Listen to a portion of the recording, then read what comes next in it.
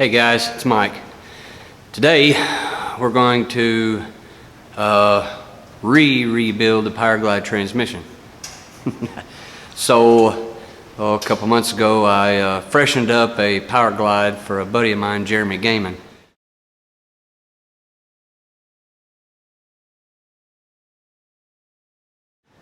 I say freshened up. He broke the output shaft, broke it smooth off, like you couldn't cut it any smoother than it broke.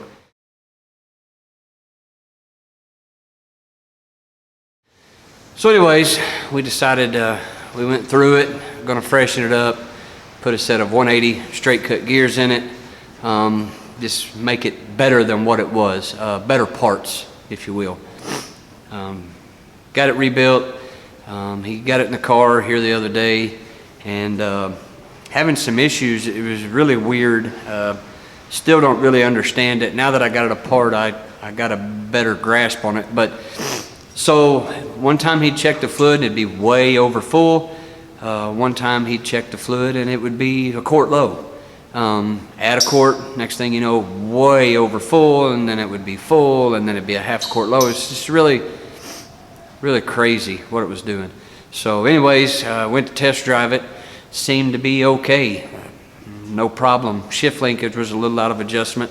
No big deal. Adjust the shift linkage and everything's hunky-dory. It gets ready to turn around and it's got no reverse. It's got a Pro Tree trans brake in it. Grab the button, wouldn't do anything. Have to really rev it up, and then even at that, it wasn't like it was slipping. It was just like it had a huge stall in it. Got it turned around, we got it back in the yard, and it's really crazy. Drop it in low, again it would go, but you had to really rev it up. Same thing in high gear, and then again in neutral. It didn't have a neutral. Put it in neutral and it would just rev way up and it would pull. Reverse, no reverse, unless you just really revved it up. So just doing crazy things, couldn't figure it out. First thing we did was we took the tranny lines off of it, make sure the pump was pumping. It had pressure, how much I don't know. I mean, you just watch fluid run out the end of a hose.